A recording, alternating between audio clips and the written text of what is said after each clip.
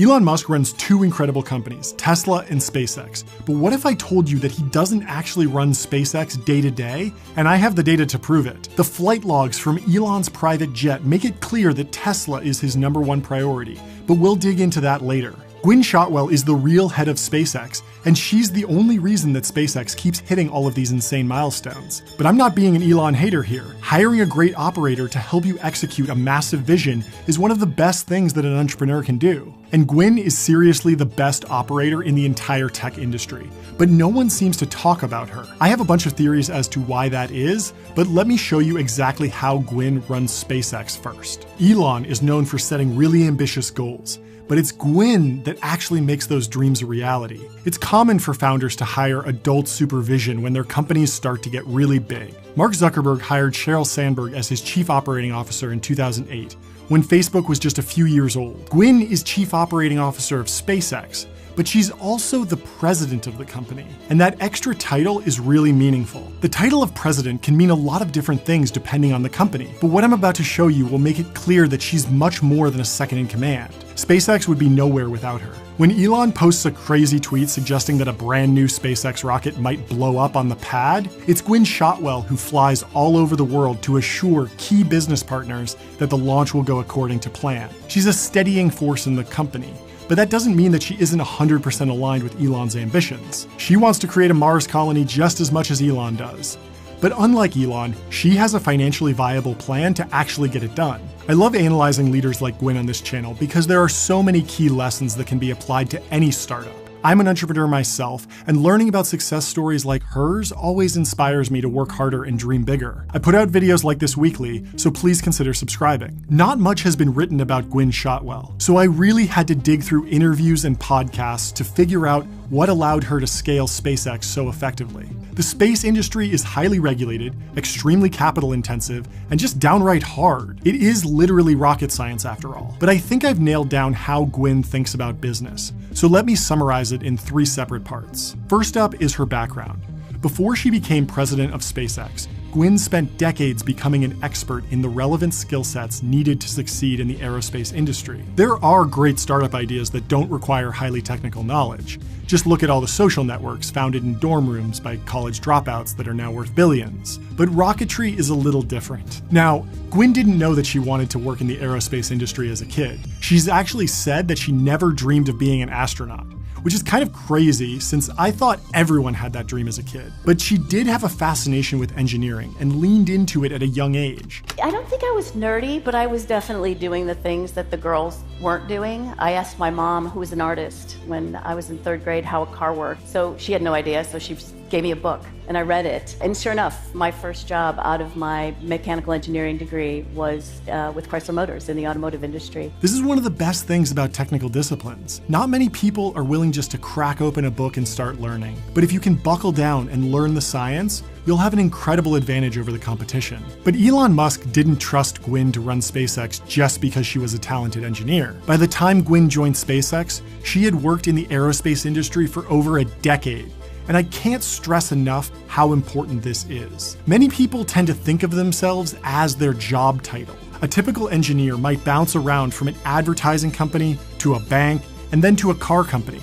And that can be a great career. But if you want to become a leader like Gwynne, it's much better to focus on developing a breadth of skills that are relevant to your specific industry. Instead of getting stuck in a particular division of SpaceX when she joined, Gwynne was able to wear many hats because she had so much aerospace experience. She came in as head of business development, which is essentially a sales role. But because she understood the industry inside and out, Elon kept tapping her for bigger and bigger projects. It can be uncomfortable to take on new roles at a growing company, but Gwynne understands that building a diverse skill set is key to successful leadership, and you'll never build new skills if you don't take risks. When I was considering joining SpaceX back in 2002, I was struggling with the decision and drawing it out for weeks. It seemed so risky for me personally to join this little startup in an industry where none had ever succeeded. At the time, I was a part-time single mother, and this was just too far out of my comfort zone. I was driving on the freeway here in LA when it finally hit me. I was being a total idiot. Who cares if I tried this job and either I failed or the company failed? What I recognized at that moment was that it was the trying part that was the most important. Try that risky thing. Be a part of something exciting. When opportunity knocks, you need to open the door. Joining a startup as employee number 7 was extremely risky for Gwynne, but by taking a big leap of faith, she put herself in the perfect position to expand her skill set and become a true leader in the aerospace industry. But all her ambition and experience would be nothing without execution. This was nearly 20 years ago after all, and SpaceX had a long road ahead of it. Becoming a successful rocket company would require an entirely new way of thinking about the business.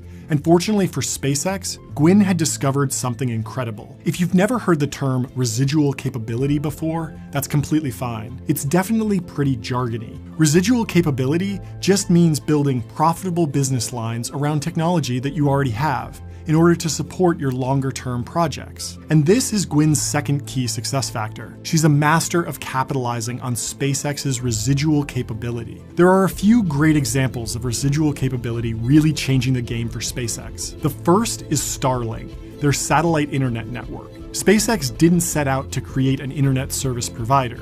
Their stated mission is to make human life multiplanetary, after all. In fact, Elon probably hadn't thought about providing internet service from space at all when he started SpaceX. The internet is cool and all, but it doesn't have much to do with getting to Mars. At least that's what everyone thought before Gwynne created SpaceX's financial plan. Getting to Mars wasn't going to be cheap. The rocket required to take a crew of people on the months-long journey will be absolutely massive. So Gwynne started breaking Elon's vision down into small steps that could ultimately lead to a Mars colony. We've all seen SpaceX launch satellites for other companies, but along the way, Gwynne realized that by launching their own satellites, they could create a sustainable business here on Earth and help build technology that will be needed for Mars. See, the cost of each incremental SpaceX launch is decreasing over time. Every time they launch another rocket, they are learning important lessons and becoming a more efficient company. Launching a network of satellites into orbit for Starlink would cost billions of dollars. But once they were up there, they would generate profits for decades to come. Additionally, a future Mars colony will need a communications network of their own. And all that experience setting up satellite networks here on Earth will translate pretty directly into a Mars satellite network.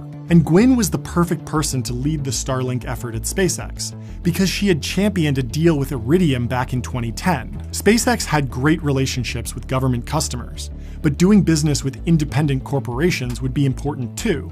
So Gwynne signed a $492 million contract to launch 75 Iridium satellites into orbit using Falcon 9 rockets. Gwynne figured out how to bring in extra business for SpaceX back in 2010, and that experience allowed her to leverage that residual capability to start an entirely new business line with Starlink in 2015. But that's not the only time that Gwynne has championed this idea of residual capability at SpaceX. In fact, the entire design philosophy of SpaceX's Big Falcon rocket is based on the idea of residual capability. It's exactly this residual capability. So we developed the Merlin engine for the Falcon 1 launch vehicle. We could have tossed that engine and built an entirely new engine for the Falcon 9. It would have been called something different, obviously, because Falcon 9 is 9 Merlin engines. But instead of spending $1 billion on a brand new engine, we put 9 of them together on the back end of Falcon 9. Residual capability, glue 3 Falcon 9s together, and you have the largest operational rocket flying. And that's not all. SpaceX is planning to offer point-to-point travel on Earth to allow people to get from New York to Shanghai in just 30 minutes. Developing this business from scratch would be nearly impossible, but because Gwynne had successfully executed on so many other SpaceX projects, they now have a real shot of making this a reality, although it probably won't happen for years. Gwynne has been asked directly about when this point-to-point capability would be widely available. Within a decade, for sure. And this is Gwynne time or Elon time?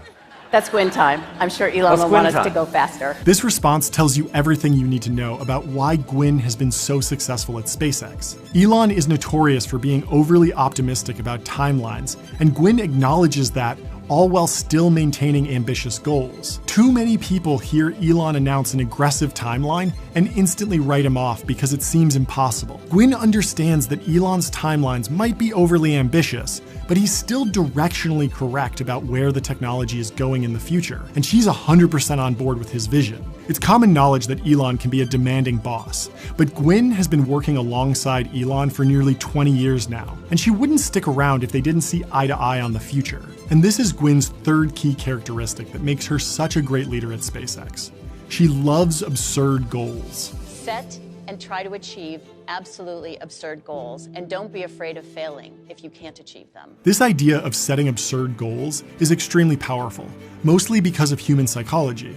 See, this relates to something called Parkinson's Law, which is the old adage that work expands to fill the time allotted. To put it simply, the amount of work required to complete a given task typically scales to the time available for its completion. So if the SpaceX team said something like, getting to Mars will be really hard and will probably take 50 years, they would almost certainly spend 50 years on the project. But the downside risk of setting an absurd goal is actually very minimal. Sure, people might make fun of you, but none of that matters. Just keep building towards that goal, and you will eventually achieve great things. Elon is known to set particularly absurd goals, and Gwynne is typically a bit more realistic in her estimations. She has to keep the company alive after all. But the key thing to note here is that she is still 100% aligned with Elon on the goal. She has the same ability as Elon to think long term and imagine what's possible for humanity over decades instead of just years. She's made plenty of money at this point. But I think what keeps her really going is a desire to improve the life of future generations. She already has children and has said that she wants grandchildren. So even if SpaceX can't accomplish every single goal within her lifetime, I think she'll be remembered for hundreds of years as someone who helped change the course of humanity forever. And that's incredibly powerful. If you want to go a layer deeper, just enter your email on johncoogan.com. And please check out this recommended video. The YouTube algorithm thinks that you'll really like it.